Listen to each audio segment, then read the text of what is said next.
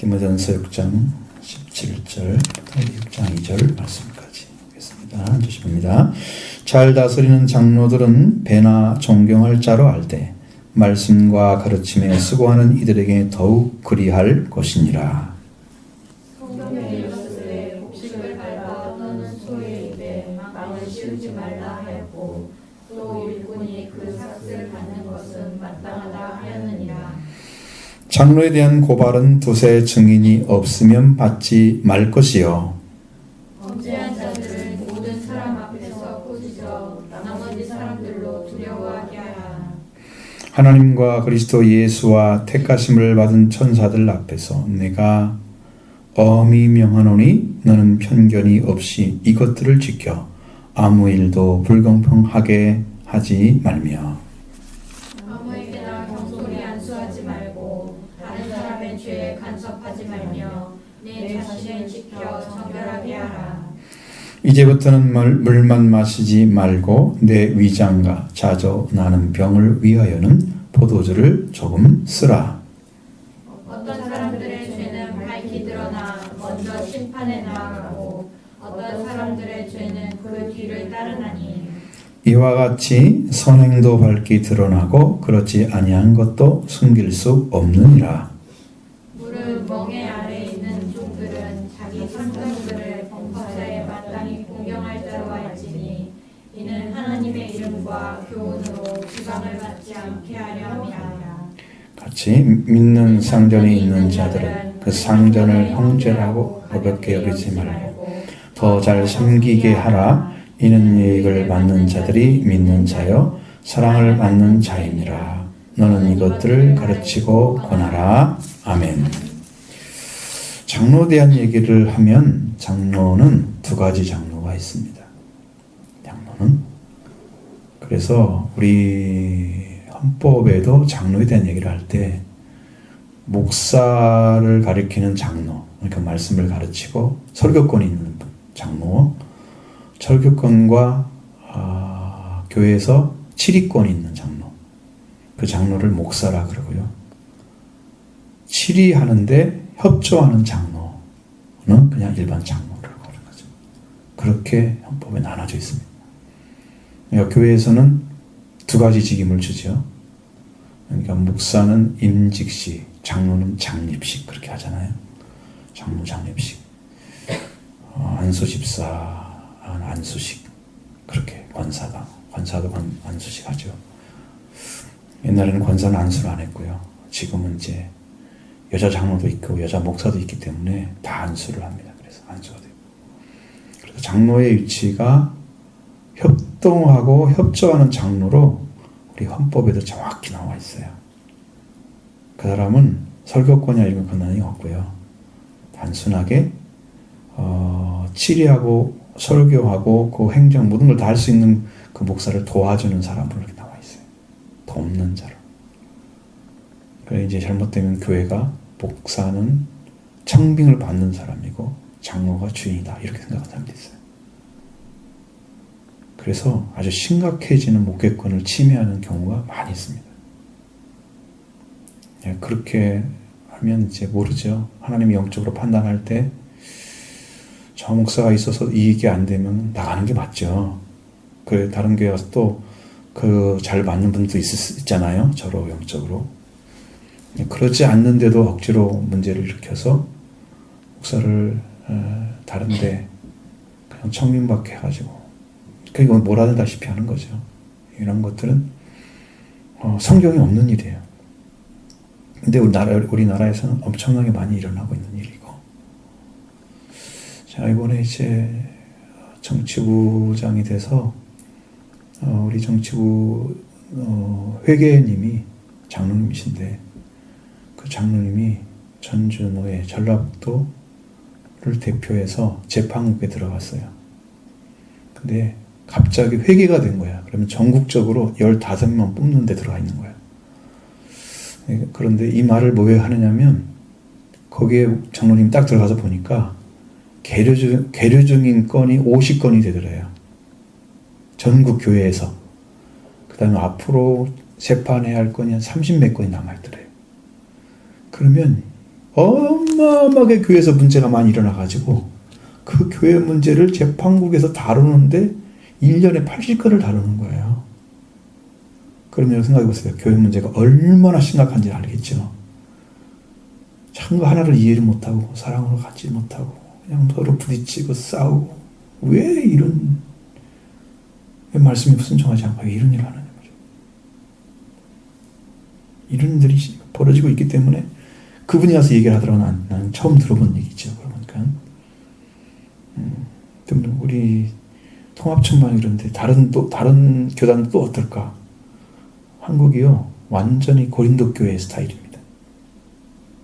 문제 많고 투정이고 회개하지 않고 그냥 여러 가지 문제만 다 쌓고 있는 은사 중심의 그런 교회 형태. 우리가 이 말씀을 잘 배워야지. 그래야 여러분이 장로가 되고, 여자도 장로 될 수 있습니다. 지금은 남자만 장로이 아니고 우리 장로님 오십니다. 거기 교회로. 우리 노예 때도 여자 장로님 오셔요. 목사님세 아니면 장로입니다. 장로님 모십니다. 그래서 다 할 수 있습니다. 그러니까 여러분들 잘하시면 다 장로 될 수 있어요. 근데 여기 장로에 대한 얘기가 나오잖아요. 잘 다스리는 장로들은 이렇게 나오잖아요. 먼저 배나 존경할 자로 알되 말씀과 가르침에 수고하는 이들에게는 더욱 그리할 것이니라. 다스리는 자는 아까 보면서 장로라 그랬죠. 가르치고 또 말씀을 가르치고 이렇게 합쳐서 치리까지 하는 분은 목사라 그랬죠. 그러니까 여기는 잘 다스리는 장로부터 시작해서 말씀을 가르치는 장로 목사까지 다 존경해라. 존경할 줄 알아. 왜냐하면 여러분 가정에서 여러분 살아보면 알지만 가정 하나 다스리기 쉬워요, 어려워요? 진짜 어렵죠? 하나 그냥 이게 이쪽으로 머릿속에 따져갖고 그냥 그렇게 힘들게 하잖아요, 서로. 그런데 그런 사람들이 교회에 와 있다고 생각해봐요. 그 사람들을 참 사랑으로 더듬어주고 이렇게 했는데 이 사람들이 얼마나 훌륭해. 장로님 있으니까 우리 교회가 이렇게 든든합니다. 그래가지고 그 장로님 때문에 성도들이 마음도 편안해지고 좋아하는 거지. 그런 사람이 있다면 정말로 존경해야 된다는 거예요. 그냥 존경하는 게 아니라 여러분 배나 200%야. 그러니까 그렇게 존경해야 된다. 그런 관계를 우리들이 교회에서 배우고 이미 세워져야 진짜 장로가 될 수 있잖아요. 장로는 이런 마음을 가지고 이렇게 다스려줘야 되는 거구나. 지금 장로 공부하는 거잖아요, 여러분들이. 그러나 말씀을 가르치고 말씀과 가르침에 수고하는 이들에게는 더욱 그리하라고 배보다 더하라는 거잖아요. 배보다 앞에는 배나 존경할 줄 알아 그랬잖아요. 그러니까 여러분 말씀에 대한 사랑을 여러분 가지고 말씀을 받는 분들은 말씀을 가르치는 자를 정말로 존경할 줄 알아야 돼요. 그게 마음에서 생각에서 딱 정해져 있어야 돼요. 그런 관계가 좋은 관계가 만들어질수록 여러분은 더 은혜를 받게 되어 있습니다. 우리가 사람들에는 모두 다 관계가 있잖아. 인간관계가. 인간관계 안에 이 좋은 관계가 안 만들어지면요 뭔가 문제가 있잖아요. 그러면 성장하잖아요. 나는 야곱 보면서 그걸 너무 깊이 깨달았어요. 야곱이 형에 대한 불신, 나를 미워할 거다는 그 생각 때문에 믿음대로 못 산 거예요. 하나님은 모든 자비와 신실하심이 변함없이 하나님 사랑해 주셨는데 지팡이와 요단을 건넜더니 두 때나 이루었습니다. 감사와 찬양이 넘치잖아요. 하나님은 함께 해주셨는데 자기 형에 대한 문제는 해결이 전혀 안 된 거예요. 이런 상태. 인간에게 걸려 있어가지고 신앙이 변하지가 않는 거예요. 그 인간관계의 문제가 해결되지 않은 분들은 신앙 성장이 거의 불가능합니다. 하나님이 아무리 함께 해줘도. 그럼 야곱이 이기는 방법이 뭐냐 그러면 관절 허벅지를 맞아가지고 그 집에 권세 그런 뜻이잖아요. 그게. 그래서 하나님께서 이 인간적으로 속이는 자로 찬탈자로 살았던 야곱을 쳐서 그를 인간의 권세를 뺏어버렸어요. 그걸 하나님이 이긴 거예요. 그런데 야곱이 축복을 받아냈어요. 이스라엘은 하나님의 통치를 받아냈어요. 그러니까 야곱이 이긴 거예요. 하나님과 겨루어 이긴 자예요. 야곱이 축복을 얻어냈기 때문에 그게 됐어요. 인간관계가 거기서 문제가 해결돼서 하나님의 복을 받고 하나님의 복이 그대에 이루어지도록 하나님의 역사를 하니까 이제 야곱의 변화가 와가지고 형을 바라봤을 때 하나님처럼 보인 거예요. 얼굴이. 그전에는 두려움에 떠는 대상이었어요. 형은요 감정 하나도 없어요. 나중에 보면 자기 것이 아닌 걸 이미 알고 있어요. 빼앗긴 것만 기분 나쁘고 너무나 힘들어서 그렇지 그 외에는 그런 능력 그런 것을 한 번도 하지 않았어요. 예를 들면 진짜 기분이 나빴으면 야곱 그냥 놔두고 있겠어요? 아니면 쫓아갔겠어요? 바다나란 모르겠어요? 야곱이 못 찾아가겠어요? 형인데 찾아갈 수 있겠죠? 한 번도 간다는 얘기가 없잖아요. 가서 괴롭힌 적도 없잖아요. 그러면 형은 그걸 그냥 체념하고 받아들이고 말아버린 거예요. 야곱 혼자만 그러고 있는 거예요. 인간관계 안 된 사람은요 신앙이 성장하잖아요. 하나님은 잘 믿을지 모르지만요 이웃관계가 하나도 안 됩니다. 이웃관계가 안 되면요 성경이 남을 사랑하는 자는 율법이 이루어져도 이 말씀이 안 이루어져요. 예수님의 사랑이 사람에게 안 나타나요. 전하지 못하는 거예요. 여기서 끝나버리는 거예요. 그러니까 이웃관계 변함없이 이웃관계가 회복되지 않고 가정도 회복되지 않고 인간관계 그대로 옛날처럼 머물러 있고 그러면 이게 뭐냐면 인간관계가 안 됐기 때문에 신앙으로. 그럼 나는 어떻게 해야 돼? 나만이라도 그 관계를 가지고 있어야 돼. 하나님 관계를. 생명을 사랑하는 중심을 찾아 있어야 돼. 야곱이 변한 것처럼. 그래야 에서를 바라볼 수가 있죠. 아무 문제 없었죠? 관계가 다 새로워집니다. 이것이 먼저인 거예요. 인간관계 문제였어요. 여러분 신앙에서 어디가 문제 있는가 내가 인간관계 문제 있으면요 그 문제는 하나님 앞에 통해 자복하면서 그를 대신해서 죄를 지어야 됩니다. 그래야 용서받습니다. 그 생명을 대신해서 지면요 나중에 문제가 해결됩니다. 근데 여전히 네 죄는 네 죄, 내 죄는 내 죄 이렇게 나오잖아요. 네가 잘못해 그렇지. 그래가지고 항상 갭이 있잖아요. 이 사람은 신앙이 성장하지 않습니다. 네 죄도 내 죄, 내 죄도 내 죄 이렇게 주님 앞에 가지고 가서 주님 앞에 엎드리면 주님이 용서를 해주십니다. 신령한 영적 제사장이 돼서 그를 위해서 대신해 드리는 거예요. 하나님께. 그래야 회복되는 거예요. 응? 회복하셔야 됩니다. 그래야 은혜를 받는데 은혜도 그냥 정말 임하는 거예요. 성령께서 이 관계가 이루어지면.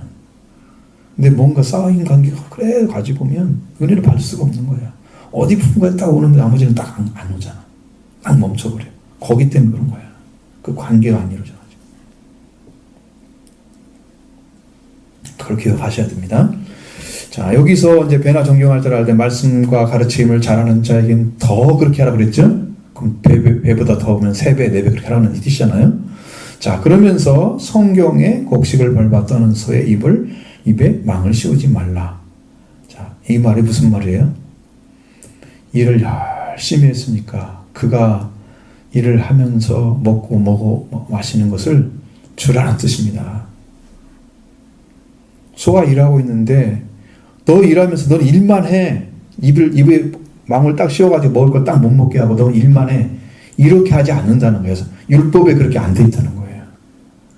하나님은 그런 자비를 소에게 준 것처럼 이건 사람을 위한 말이잖아요. 여기는 그에게 마땅히 줄 걸 주라는 거예요.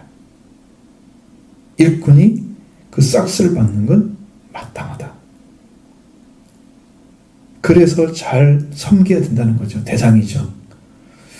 여러분들도 그 성경대로 살면 여러분 안에도 기쁨이 넘치고 성경대로 이루어졌기 때문에 일하는 일꾼 장로도 목사도 기쁨이 넘치고 감사하죠. 이런 관계가 억지가 되거나 그냥 싸움 속에서 이루어진 그런 것들은요 기쁘지 않아요. 안 받아요. 나는 그런 것은. 내가 치우죠. 그냥 내가 치웁니다. 우리 교회가 이제 성장을 하면 이제 그런 것들 다 정리를 합니다. 하나씩 하나씩 정리를 해서 이제 교회 빚을 먼저 갚아야지 내가 쓰는 것이 문제가 아니고 그렇게 생각합니다. 지금 그런 문제를 제가 생각을 하고 있죠. 이제 연말 되면 그런 문제도 해결해서 여러분들에게 많이 얘기하고 또 교회를 어떻게 운영해야 되는지 이런 문제도 좀 곰곰이 생각하고 할 것입니다. 자, 이렇게 되면 장로에 대한 고발에 대한 얘기가 나왔어요. 두세 증인이 없으면 받지 말 것이. 왜냐면 증인이 없는데 한 사람이 막 꼬집어가지고 나쁘게 얘기한 사람들이 막 그 사람 말 듣고 또 다른 사람 얘기하고 이렇게 되잖아요. 그것을 직접 목격한 사람 두 사람 이상이어야 된다는 거예요. 그래야 이게 일이 성립이 되는 거예요. 그렇지 않는데 어떤 사람이 한 사람이 와가지고 이야기를 해서 뭐 어쩌고저쩌고 그 사람 이후로 그래? 네 말이 맞아? 요렇게 해가지고 이 사람을 받지 말라는 거죠. 그래 그리고 범죄한 자들을 모든 사람 앞에서 꾸짖어 나머지 사람들을 두려워하게 하라. 여러분들 범죄한 사람을 여러분들은 인격을 생각하느라고 한 사람에서 대다하면 좋겠죠? 유대인들은 절대 그렇게 안 가르쳤습니다. 근데 이 성경도 그렇게 안 가르치잖아요. 범죄한 사람들을 모든 사람 앞에서 꾸짖으라고 나오잖아요. 인격 망신되겠죠? 근데 그걸 참을 수 있어야 그 사람이 회개가 됩니다. 기분 나쁘다. 다시는 안 나올 거. 이렇게 토라져 버리면 그 사람은 그걸 못 받고 결국은 교회에서 쫓겨나는 게 되는 거예요. 범죄한 것은 확실히 드러났기 때문에 말하는 거잖아요. 범죄라는 것은 예를 들면 아담과 하와도 범죄했기 때문에 하나님께 쫓아낸 거잖아요. 에덴 동산에서 확실하게 나온 거죠. 범죄가 이런 증거가 되었을 때 설 잡아가지고 이렇게 그렇게 하는 게 아니고 확실하게 되었을 때 범죄가 딱 드러났을 때 이야기하는 거예요. 그때는 인정하고 또 그러한 일을 하지 않도록 다른 분들도 각성하기 위해서 이야기를 모든 사람 앞에 꾸짖으라는 거예요. 한국 사람들은 되게 싫어하잖아요. 자기 남새 모욕받는 것처럼 느끼잖아요. 꾸짖는 건데 모욕받는 게 아니거든요. 잘못된 것은 나무래주는 거거든요. 책망을 하는 거죠. 그런 사람들로 두려워하게 하라. 왜? 범죄는 절대 인정하지 않는다. 교회에서 인정하지 않는다. 제가 어저께 고린도전서를 쭉 읽으면서 기가 막히는 얘기들이 막 왜 너희들은 범죄한 자들을 쫓아내지 않느냐, 악한 자를 쫓아내지 않느냐 계속 바울이 얘기하는 거예요. 그렇구나. 교회에서는 범죄한 자 그래도 품고 좀 사랑해서 잘 돌아가게 해야지 이렇게 하지 않고요. 바울은 쫓아내라고 얘기합니다. 출교가 가능한 거죠. 그런데 그건 그 사람 나름대로 있겠지만 또 목회자가 들어가 개입해가지고 당신이 범죄했으니까 나가세요. 이거 힘들잖아요. 그걸 여러분 읽어보세요. 고린도전서 5장 4장 쭉 읽어보세요. 기가 막힙니다. 계속 말합니다. 몇 번을 반복하면서 쫓아내라. 왜 쫓아내지 않느냐. 범죄한 자는 이를테면 또 누를 것 같은 거예요. 누룩이 퍼지면 다른 사람도 오염을 시키는 거죠. 그러니까 거기서 잘라내버리는 거예요. 잘라내버려요. 암 같은 것도 여러분 암을 치료하는 제품이 제대로 나와가지고 하나도 안 자르려고 개만 죽일 수 있다면 안 자르면 되겠죠. 근데 그게 불가능하게 지금 잘라내는 거잖아요. 그게 수술을 하는 거잖아요. 이게 죄라는 것도 그 한 사람 때문에 다른 사람이 죄를 범할 수 있는 거지. 그러니까 그 사람을 잘라내야 죄가 다시 전되지 않는단 말이에요. 그래서 그렇게 얘기하는 거예요. 범죄에 대한 얘기가 아주 굉장히 강력하게 얘기합니다. 우리 신앙은 이제 이런 것들을 정확히 해야 되고, 또한 그렇게 해야만이 교회가 온전할 수 있죠. 하나님은 그것을 완전히 요청하는 모습을 제가 막 보내봤습니다. 와, 바로 너무 강하다. 너무 강하다. 그러구나. 범죄를 인정하지 않는 거구나. 범죄는 쫓아내버리라. 혹시 범죄가 뭐 가정에서도 있고 다겠죠. 다 있잖아요. 사회에서도 있고 교회 안에서 있을 수 있고, 그런 거 다 봅니다. 또 하나님과 그리스도 예수를 택하시는 것은 천사들 앞에서 내가 엄히 명하노니 너는 편견이 없이 이것들을 지켜 아무 일도 불공평하지 말며. 이게 딱 알아보는 사람이 저 사람은 전에 나한테 미운 짓 했으니까 너는 더 죽어야 되겠다. 그러면 더 이제 편견을 갖잖아요. 이미 편견을 가지면 안 됩니다. 나는 저 사람을 더 이뻐했으니 이 사람을 좀 덮어줘야지. 그렇게 하지 않는다는 거죠. 그 자기 개념, 자기 감정 개입하면 안 된다는 거죠.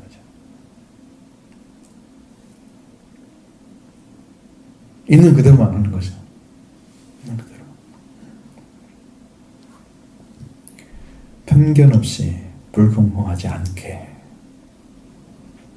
자, 하나님, 그리스도 예수 택하심을 받은 천사들. 이건 뭐냐면 이 천사들이 뭐 택하심이 따로 있어요.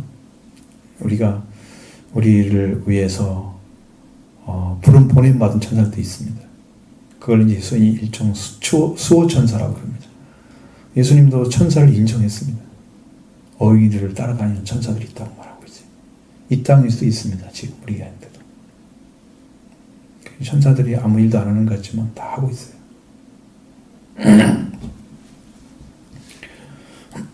그래서 우리는 자녀의 채 사는 사람 불공평하지 않게, 정말 다른 사람들 구경하거나 이제 마음 아프지 않게 그걸 정확하게 할 수 있어야 된다. 그래, 안수의 문제 나오고 있습니다. 이런 안수는요, 경솔히 안수하지 말라 그랬습니다. 경솔하게. 그래서 저는 안수를 거의 안 차나요. 왜냐하면 은혜의 말씀을 통해 성령께서 일하시면요 더 강력합니다. 근데 이거는 어떤 때 안수를 하냐 그러면 병든 자를 위해서. 그리고 하나님께서 나를 통해서 일을 하시려고 한다 하는 마음이 딱 와서 믿음이 오면 딱 손을 얹으면 능력이 나갑니다. 낫죠. 또 안수해야 될 대상은 권사나 집사나 안수 집사나 아니면 장로를 세울 때 안수합니다. 그리고 목사들도 임직식 할 때는 그 노예 어르신 된 목사님들이 안수합니다. 네?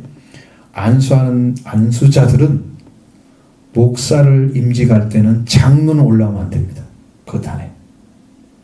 목사나 아무리 장로가 노예장이라도 장로는 목사를 안수할 수가 없습니다. 그런데 안수 집사나 권사나 아니면 장로는 장로들이 안수할 수 있습니다. 장로만 하는 게 아니라 목사가 중심이지만 사이에 끼어서 합니다. 제가 많이 봤거든요. 허락이 안 돼 있습니다. 목사를 함부로 머리에 손을 들고 목사 될 뻔은 장로가 하는 것은요. 어느 노예에서 그런 일이 생겨가지고 굉장히 싸움이 컸던 데가 제가 그걸 들었습니다. 있을 수 없는 일이거든요. 성경에서. 그러니까 그런 분도 여러분 알고 있어야 돼요. 미리. 그런 부분도. 이 안수는 경솔하게 하지 않습니다. 이제 여러분 너무 다급하거나 정말 저 사람은 안수를 했을 때 하나님께 도와주겠구나 하는 생각이 들을 때만 안수를 합니다. 그 생각을 딱 주시면 그때만 안수가 필요하죠.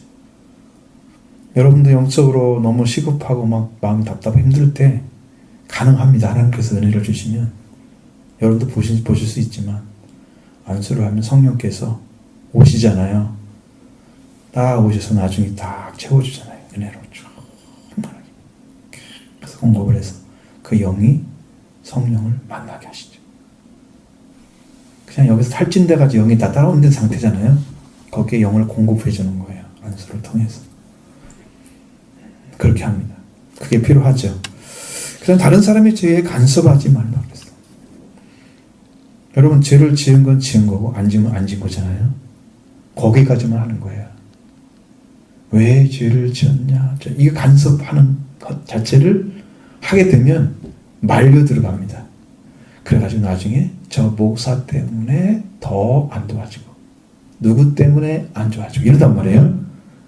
자기 죄는 자기 죄가 하나님 앞에 용서받아야 자기 본인의 문제로 가져가도록 놔둬야 되는 거죠.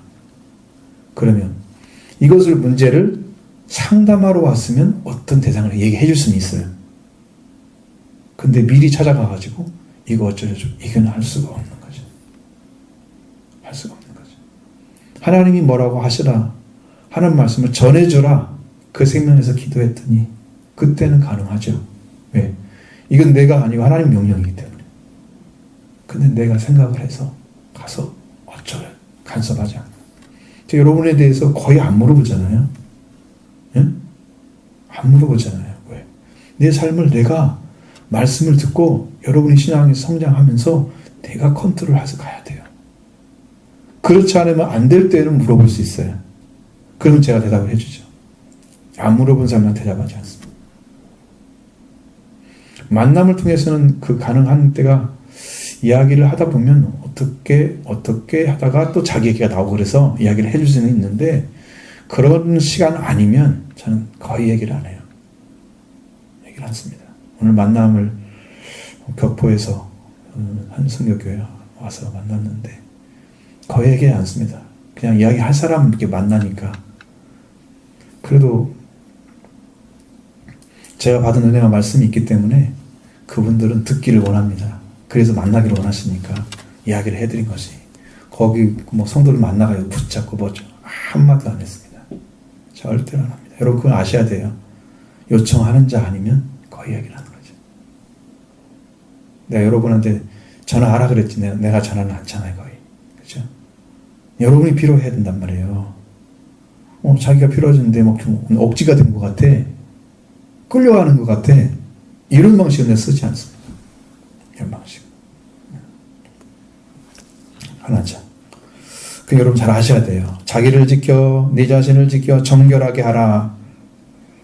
죄에 대해 간섭하지 않은 대신에 내가 그 사람부터 정죄받는 일을 하지 않아야 된다는 거죠. 나를 지켜가야 된다는 거예요.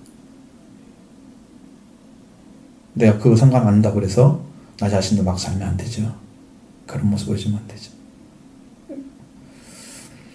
그리고 이제는 무슨 포도주를 잘 쓰라 그랬습니다. 이게 병을 위해서 그런 거죠. 위장병인 것 같아요. 위장에 자주 나는 병을 위하여. 그건 과거에는 그 포도주 자체가 하나의 어떤 술이 아니고 약처럼 사용했던. 여러분도 사마리아 여인이 강도 만나서 쓴 게 뭐예요? 거기에 약재가 뭐가 있어요? 포도주 들어있잖아요. 기름도 있잖아요. 딱 두 가지밖에 없잖아요. 포도주는 소독제이기 때문에 가능한 거고요. 근데 이제 위장에도 쓰라고 그러니까 이건 술의 의미가 아니죠. 위장에 대한 병을 위한 것입니다. 그런 것은 허용이 되죠. 우리가 못 먹는 것도 병을 위한 것이면 허용이 되죠. 병을 쓰라. 쭈을 조금씩 쓰라. 바울은 이제 참 디모데를 너무너무 사랑하는 것 같아요. 하나를 다 알고 있잖아요. 그 다음에 어떤 사람을 죄를 밝히 드러나 먼저 심판에 나가고 어떤 사람은 그 죄는 그 뒤를 따르나니. 자, 죄는요 밝히 드러나게 되어 있다는 거죠. 어떤 사람이든 간에 그 다음에 또 다른 사람이 죄를 지으면 또 드러나게 되어 있고 그와 똑같다. 그거와 같이 선행도 밝게 드러나고 그 반대 것은 뭐겠어요? 악습이죠. 그렇지 아니한 것도 숨길 수 없느니라. 그럼 뭔 말이에요? 전부 다 이 말씀은 모든 사람의 죄는 다 드러난다 거예요. 선한 것도 드러나지만 악한 것도 드러난다. 숨길 수 있다 없다? 없다는 거예요. 여러분 참 어려워요. 여러분 다른 사람 손 모르게 무슨 일 하는 게 진짜 어려워요. 해보셨어요? 해마다 크리스마스 때면 어디 저쪽에 가가지고 돈을 이렇게 엉탕 놓고 간 사람 있잖아요. 정말 그 사람도 누가 CCTV라도 설쳐놓고 말 텐데 그런 걸 않잖아요. 근데 그렇게 선행한 사람은 딱 한 번이니까 이게 어떻게든 가능할 수 있어요. 사람들 지켜보지 않으니까. 근데 진짜 왼손이 하는 거, 오른손이 하는 거, 왼손이 모르게 이게 가능해요? 잘 숨겨지지 않아요. 그러니까 그냥 나는 그냥 숨겨서 조용히 하고 싶은데 어떤 사람이 봐가지고 다 얘기를 해. 우리 교회도 이게 지금 선교원금을 넣었던 그 집사님이 사실은 무명으로 넣었어요. 누군가를 모르는 거야. 교회에서 추적을 하고 찾아낸 거야, 그걸. 그래서 우리 교회 여기서 기공식 할 때 데리고 왔어. 이분이라고. 얼굴만 보여주고 싶은 거야, 나한테는. 그래서 얼굴 보고 감사하다고 이제 대사하고 그래. 숨기고 싶은 거잖아요. 아마 그분은 잘 됐을 거예요. 함께 전도했으면. 한 번에 1억을 그냥 선교금으로 딱 넣었다? 이런 게 가능해요? 일반 사람들이? 어느 정도 마음이 정해져야 되겠어요? 그것도 우리가 상상할 수 없는 일인데, 선행도 밝게 드러나고 그렇지 않은 악행도 밝게 드러난다. 반드시 드러난다. 숨길 것이 없다는 거죠. 그러니까 우리는 그냥 선명하게 살아야 돼요. 유리지갑처럼. 하나님 앞에서는 다 고백하잖아요, 우리가. 그렇죠? 사람 앞에 못할 말은 다 고백하죠. 사람 앞에 속마음 말 못하지만 하나님께 말씀드리죠. 하나님께도 말씀드릴 때 속이면 안 돼요. 네 놈이 네 이름만 가지고 있으면서 말을 안 해? 그러면요, 하나님이 더 알아요. 그 말이 나올 때까지는 하나님이 아무 말도 안 했다. 내가 예를 들어서 지금 이제 이렇게 생각을 했어요. 내가 지난번에 우리가 전에 내가 삼천동에 있을 때 은혜 받던 일들을 기억이 나는 거죠. 하나님께서 이렇게 주셨어. 복을 주셨어. 근데 그 말씀이 정말로 말씀대로 이루어졌어요. 히브리서 4장 16절 말씀이 나한테 이루어졌어요. 근데 그걸 내가 몰랐었어요. 그냥 한 번인 거겠지. 나중에 보니까요, 그게 됐어요. 하나님이 군일하심을 받고 그놈으로 군인을 받고 때를 따라 돕는 은혜를 얻기 위해서 은혜의 유 앞에 담대히 나갈 것이니. 그러니까 이 말씀을 붙잡고 나가면 또 은혜를 받는 거예요. 말씀이 이루어지면 이렇게 되는 거예요. 그래서 우리가 말씀을 붙잡고 말씀이 여러분 안에 성취돼서 그 말씀이 역사하도록까지 걸어가면 지금도 하나님이 그 말씀을 사용하시는 거예요. 자에게도. 그 마음이 다 하나가 돼서 하나님 말씀을 대로 하나님 이때 응답하셨죠. 함께 해주셨죠. 내 영을 은혜의 보좌 앞에 데려가셨죠. 은혜의 보좌 앞에 제가 영이 너무 어두워가지고요. 하나님 보좌 앞에 간 건 내가 알았어요. 영이. 간 건 알았는데 근데 밝게 보이지 못했어요. 여러분이 살아가지고 그냥 이렇게 기도하는 상태에서 영이 끌려가가지고 하늘에 올라간 게 아니고 내 영으로 하나님의 보좌의 세계를 보는 거예요. 이 자리에 앉아가지고 기도하면서. 만약에 어떤 사람처럼 소위 우리나라 말로 입신이란 말 쓰는데 그건 좋은 말이 아니죠. 셋째 하늘에 끌려 올라갔다. 만약에 영이 올라갔다 그러고 난 여기 있다 그러면 내가 정확히 보고 왔겠죠? 정확히 보고 왔겠죠? 그럼 여기 말씀 다 드리겠죠? 근데 그렇게 간 게 아니고 나는 여기 있고 내 영도 있는데 내 영의 눈이 떠져서 내 영과 함께, 그러니까 우리 안에 실체가 있지만 영은 또 움직일 수 있는 거잖아요. 함께 올라가가지고 하나님 보좌 앞에 내가 이렇게 내가 있는 것까지 느껴졌어요. 그러니까 그 말씀대로 이루어진 거예요. 은혜의 앞에 담대히 나갈 것이다. 이 말씀하셨잖아요. 이대로 이루어지세요. 너무 놀라운 은혜였다는 것을 내가 기억을 해요. 그럼 지금도 그런 은혜를 경험하면 지금도 이루어지는 거예요. 여러분도 이제 은혜 안에 들어가면 말씀대로 이루어지는 거예요. 말씀대로. 그럼 여러분이 은혜를 받을지 않을 수가 없게 돼 있어요. 이렇게 흩어진 마음이나 좀 이렇게 답답한 마음들이요, 싹 풀어지고 여러분이 진심으로 믿는 심령으로 회복을 시켜줘요. 회복이 되고 그 다음에 성령을 부어주시는 거예요. 여기에 진심이 안 차져진 사람이 이 마음이 아직 하나가 이렇게 해서 진심이 안 찾아져서 내가 믿는 믿음이 진짜로 하나님이 인정하지 못하는 그런 관계에 있어 아직도. 그래서 이 문제를 딱 해결하고 딱 찾아지면, 진심이 찾아지면 그 진심을 하나님 보시는 거죠. 그 은혜를 보기 시작하시는 거예요. 네가 믿는 믿음을 인정한다는 뜻입니다. 성령께서 오셔서 말씀하시고 또 여기다 평안을 주시고 기쁨을 거기다 더 보시고 사랑도 베풀어 주시고 이거 막 쌓이잖아요. 하나님 나를 인정해 준 거예요. 내 믿음이 진짜라는 걸 인정해 준 거예요. 받으신 거예요. 하나님께서. 거기다 말씀 부어주시도 말씀도 주시죠. 그러게 이제 기도하고 나중에 교회에서는 이제 잠언 3장 5절 6절을 통해서 이제 교회에서 기도를 하고 그 다음에 교회를 찾아다니면서 예배당을 치려고 막 돌아다니고 이게 이렇게 지어진 거거든요. 하나님 그걸 지금도 행하고 계신다는 거죠. 그러니까 우리는 어떤 것도 숨길 수가 없다. 그러니까 여러분 삶이라는 것을 투명하게 사셔야 됩니다. 거짓 없이 다 고백하시고 내 안에 숨김없이 말씀드리고.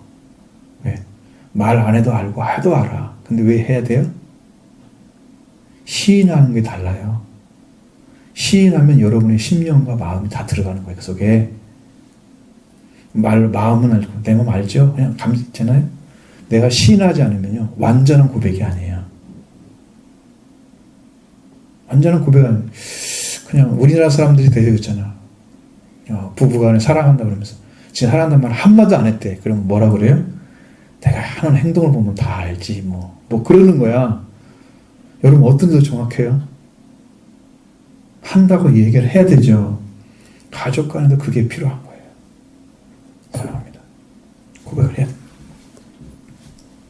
그다음 종들에 대한 이야기를 하고 있습니다. 상전에 대한 이야기. 상전을 어떻게 종들은 섬겨야 될 거냐. 무릇 멍에 아래 있는 종들은 자기 상전을 범사에 마땅히 공경할 자로 알지니. 자, 이 멍에 아래 있다고 하는 것은 그 사람이 반드시 이 종의 위치에서 벗어날 수 없는 자리를 가지고 있는 사람들을 말하는 거죠. 꼭 종으로만 살아야 될 사람들이 있어요. 자, 그 멍에 아래 있는 거죠. 그러면 그 사람이 그리스도를 믿어서 은혜를 받고 구원을 받은 사람이라면 어떻게 해야 되냐? 종들은 자기 상전들을 범사에 마땅히 공경할 자로. 그러니까 여러분 상전이라고 해서 다 공경하고 싶지는 않을 수도 있잖아요. 응? 어떤 사람은 나보다 못한 것 같기도 하고 성격도 좀 이상하고 좀 그래도 그냥 범사에 다 마땅히 공경하려고. 그러니까 얼마나 종들의 자리는요 상전의 마음을 잘 헤아려야 되는지를 알아요. 종이 제일 힘든 거예요. 상전이 훨씬 쉬운 거죠. 위에 사람은 그냥 못한 거면 아무라고 막 하라고 해도 상전이 말한 것에 대해서 종들이 무슨 탈을 탈 수 있어요? 뭐라고 한마디 못하죠? 알겠습니다. 죄송합니다. 이러죠? 잘했다고 칭찬하겠어요? 그렇다고 뭐 더 많이 얼굴도 줘요? 그러지 않잖아. 정해진 만큼 주겠죠. 네. 이게 왜 그렇게 고통스러운데 그 일을 하는 자체도 밑에 있는 것도 힘들고 왜 해야 되냐? 여기는 딱 정확하게 하나님의 이름, 하나님의 교훈, 도리라고 하면 성경에는 이걸 아마 대부분 성경의 교훈이라는 말은 교리를 이야기하고 있습니다. 교리. 하나님의 말씀을 통해서 주어진 것들이 있어요. 그것으로 비방을 받지 않게 하기 위해서라는 거죠. 그러니까 내가 일하고 있는 이 모습이 하나님의 이름과 그 말씀 가르침, 그 가르침을 침해하도록 다른 사람이 그걸 올바르게 이해하지 못하게 왜곡시켜 보이게 하면 안 된다는 거죠. 그 이름이, 하나님의 이름이. 네가 믿는 하나님 이것밖에 안 돼? 이렇게 되는 거예요. 네가 가진 진리는 이것밖에 없어. 네 가르침은 이것밖에 못 받은 거야? 이렇게 하는 사람이 말로 비방을 않게 헐뜯게 만드는 자리에 세우지 않기 위해서 우리는 그 이름 때문에, 그 이름의 고귀함 때문에 그 말씀 가르침이 선하고 복된 거잖아요. 이것이 비방받지 않게 하기 위해서 내 자리를 지켜가는 거예요. 그러니까 우리 신앙이 하나님을 위해서 여러분의 심령이 해야 되겠다, 하나님을 위해서 해야 되겠다라고 정해지는 그 중심을 찾은 사람이 진짜 신앙이 있는 거죠. 내가 지켜서 내가 복받아야지, 내가 잘 돼야지, 나가 아니고 하나님의 이름, 하나님의 가르침, 이것이 다른 사람에게 더 잘 선하게 정말 온전한 이름으로 드러나게 만들어줘요. 그 하나님이 목적이 된 신앙이 온전한 신앙인 거예요. 내가 잘 되기 위해서 한 게 아니에요. 성경은 나를 복되게 하시려고 하나님은 내가 너에게 복을 주리라. 어떻게 준다고 그랬어요? 내가 네게 명령한 명령을 지켜 행하면 주겠다. 말씀이었잖아요. 그것도 하나님이었잖아요. 그러니까 하나님으로부터 시작된 신앙은 하나님의 복을 받게 하나님께서 인도해 주십니다. 그게 진리를 따라가는 방식이에요. 그러니까 나를 통해서 하나님의 이름이 높아진다는 것은 엄청난 일입니다. 그걸 하나님을 증언한 거죠. 삶을 통해서 그 상전에게. 그러니까 얼마나 큰 일을 했어요. 아, 네가 믿는 하나님은 정말 하나님이다. 이렇게 만들 수 있어야 돼요. 네가 가르친 가르침은 정말 올바른 거다. 선한 거다. 이렇게 말을 들었어야 돼. 비방을 받는 게 아니고. 신앙의 온전함이라는 것은 하나님이 드러나지 않는 것은 아닙니다. 반드시 하나님의 이름이 드러나는 거예요. 사람들에게 정말 아름답게 들려주세요. 아들의 자리가 바로 그 자리잖아요. 하늘에 계신 우리 아버지 이름을 거룩하게 여기면 받으시오며. 하나님의 이름이 높아져야 돼요. 성별되게 들려야 다른 사람 앞에. 그게 높아진 자리가 원래 하나님 이름의 자리야. 원래가 우리가 지금 못하고 있는 것 뿐이지 하나님의 이름이 천한 이름이 아니거든요. 거룩하고 완전한 이름이거든요. 이 이름이 다른 사람들 그렇게 여김 받게 만들어야 돼. 그래서 종들의 삶이 상전에게서는 굉장히 중요한 거야. 그리스도인인데 상전은 만약에 불신자라고 해봐요. 근데 저가 하는 일이 정말 하나님을 위해서 믿는 사람의 모습이 느껴지고 말씀에 대한 가르침이 너무 온전. 그것을 이 사람들이 몸소 느끼려면 엄청난 오랜 시간 동안에 같은 삶을 살아줘야만 되는 거거든요. 그 인내가 얼마나 커요? 그 말씀을 지켜가는 삶이 얼마나 온전해야 돼요? 때따르는 기분 나쁘고 힘들고 또 하기 싫고 막 이럴 때 있을 거 아니에요. 그 모든 시간들을 다 제어해서 하나님의 이름 때문에, 말씀 때문에, 가르침 때문에 이렇게 한다는 건 얼마나 자기를 잘 지키거든요. 말씀을. 그죠? 그래, 종의 자리는 정말로 힘든 자리예요. 예수 그리스도의 종 바울이 종이었습니다. 종은요, 주인이 명령을 다 순종해야 되는 굉장히 힘든 자리예요. 저도 이제 종 같은 자리에 있습니다. 그러니까 하나님이 만약에 여러분들에게 어떻게 하라면 다 해야 됩니다. 제가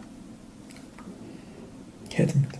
어떻게 살리라면 살려야 됩니다. 쫓아가서 그렇게 해야 돼요. 뭐 여지가 없죠. 하고 안 하고 여지가 없는 거죠. 종의 자리는 그렇습니다. 그런 위치를 찾아야 된다. 믿는 상전이 있는 자들은 그 상전을 형제라고 가볍게 여기지 말고. 또 문제잖아요. 믿지 않는 상전은 그렇게 하라고 그랬는데 여기는 믿는 상전이잖아요. 근데 그 상전이 너무 나를 잘 알아. 그리고 나도 그 사람을 너무 잘 알아. 편안해. 관계가. 그러니까 그렇게 하니까 가볍게 하지 말라는 거지. 여러분 무겁게 해야 됩니다. 무겁게. 무거운 것은 여러분 중하게 여기는 거잖아요.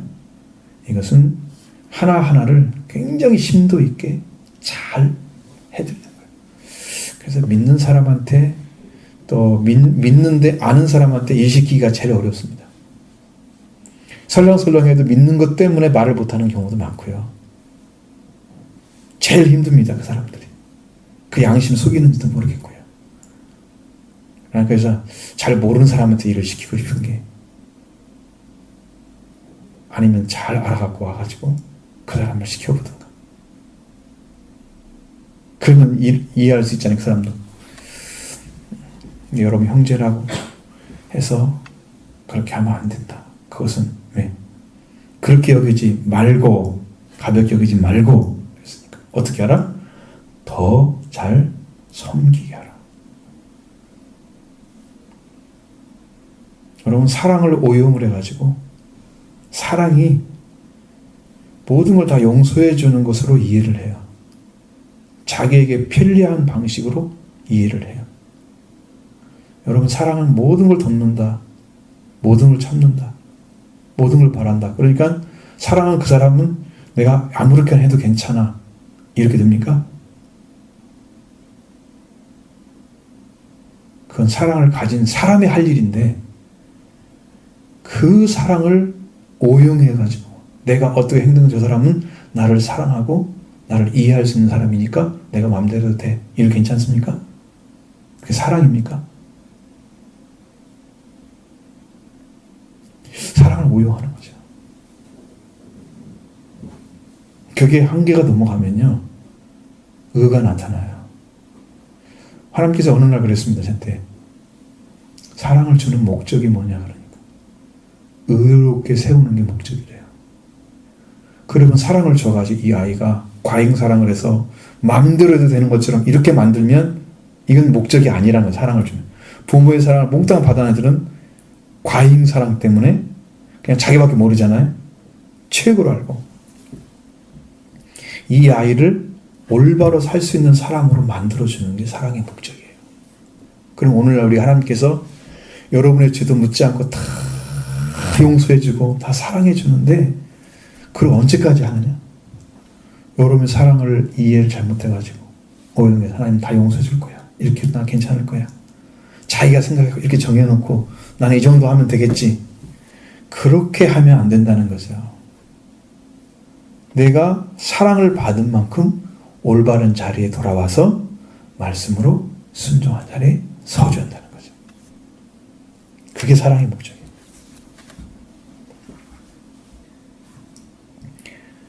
잘 섬겨야 돼요. 이 유익을 받는 자들이 믿는 자예요. 사랑을 받는 자입니다. 하나님 사랑도 받는 자고 유익을 받는 자들이 믿는 자예요. 그러니까 믿는 자도 유익되게 해야 되겠죠.